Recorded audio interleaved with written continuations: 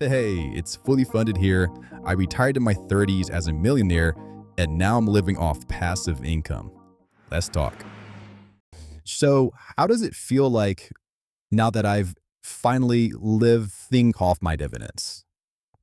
Well, obviously, I'm very logically happy about this.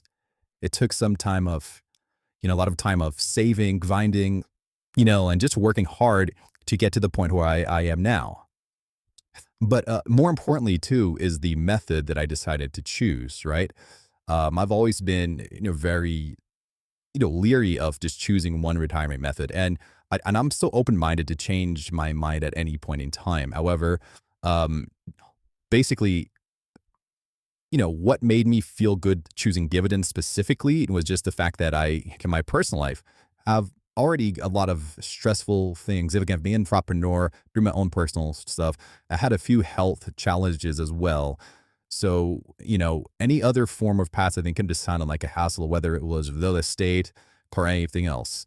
Especially those say that required me actually owning physical properties and dealing with property managers or doing it myself, regardless, remembering to do this, to do that.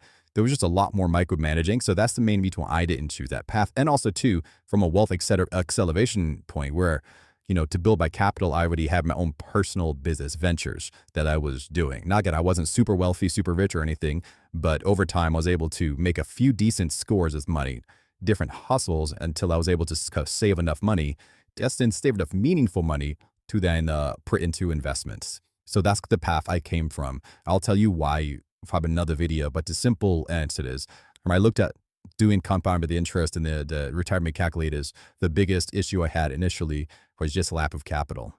So I've put all my time and energy focusing on that. Now, that being said, I still invested whatever money I could, but that wasn't my focus. My main focus was generating more money. And then when I have enough, of course, then, I'll focus more on an investing strategy after that. That was generally my focus, and that's exactly what I did. That being said, I still think investing in general, it's very important for everyone, right? But so for me, that's the kind of the main reason. And I feel good. But the truth is, I've had situations where in my past businesses, I was living off of some systems I created. Now, it wasn't as durable as as SCHD or something like that, or that dividend portfolio blue chip stocks. It was never like that.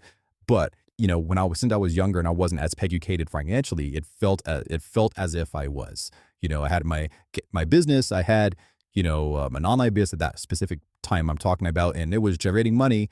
And once everything was set up, it had been months sometime I wouldn't do much, and I was still making money every month from my online business at that time.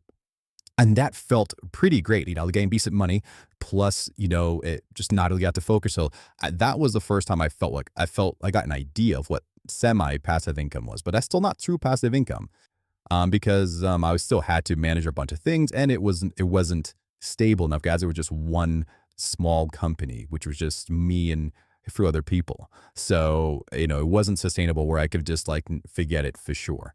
Whereas, when I'm investing in hundreds of companies of the blue chip companies that by the backbone of modern civilization, all that's a completely different story, right? Because now I'm investing in true infrastructure that millions of people depend on, the whole pop world depends on. So therefore, these type of companies I'm invested in, of course, a lot more stable. But I didn't know that then.